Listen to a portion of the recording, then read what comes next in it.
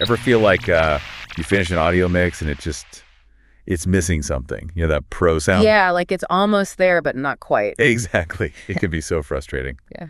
So today, we're diving deep into that problem. We're going to break it down using these 10 golden rules from audio engineer Czec Hodavla. He's got some awesome insights. Yeah, his stuff's great. What I like is it's not just the technical stuff. He gets into the artistic side, too. Totally. It's like, yeah, you need the know-how, but you got to trust your ears, too. Yeah, definitely. So golden rule number 1, game staging. He's got this great analogy about driving towards a tunnel. Oh, yeah, I remember that one. You wouldn't just floor it right? You need some space, just in case. Exactly. And that's basically what headroom is, right? That buffer zone so your audio levels don't hit the ceiling. And avoid that awful clipping. Exactly. Clipping is a nightmare to fix later, trust me. No amount of fancy mixing can save you from bad gain staging at the start. Okay, so rule 2, bus routing. I'll be honest, this one sounded kind of technical at first glance. It can seem that way. Think of it like organizing your kitchen. You wouldn't prep everything in the sink, would you? Chaos. Right. You have different areas for different tasks. Bus routing is similar. You group similar instruments or sounds, drums, vocals, whatever. Okay, so it's about working smarter, not harder. Makes sense. Now, rules 3 and 4, these always seem to go hand in hand. Compression and EQ. Everyone talks about them, but they can be a bit mysterious. What's the deal with these two? So compression. Imagine someone's riding the volume knob, smoothing out the loud and quiet parts. Okay, so it's like evening out the dynamics. Exactly. A well-compressed track is consistent, like, say, a good podcast host keeps your attention. I like that analogy. And what about EQ then? That one always seems a bit more elusive. EQ's all about shaping the sound. Like fine-tuning a stereo. You can remove muddiness in the low end, boost the sparkle in the highs. So you're basically cleaning things up, making sure everything is clear and balanced. Precisely. And the key with both of these is subtlety. Less is more.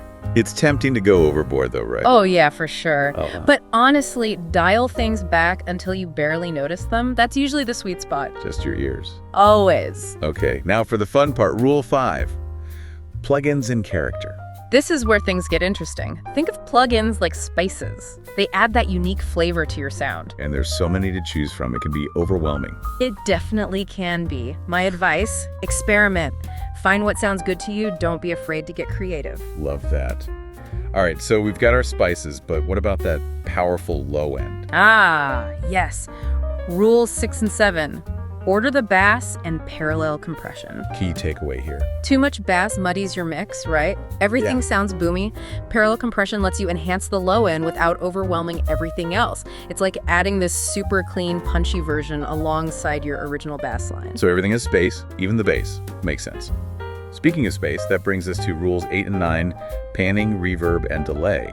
These seem so easy to overdo. Absolutely. It's all about creating a sense of depth, right? Yeah. So panning positions instruments in the stereo field, left, right, center, like a band on stage. I like that visual. Reverb adds the ambience of a room, and delay, that gives you those cool echo effects. But again, subtlety is key. Always. Don't go adding a cathedral reverb to every single track, unless that's the vibe you're going for. But generally, yeah, a little goes a long way. Makes sense.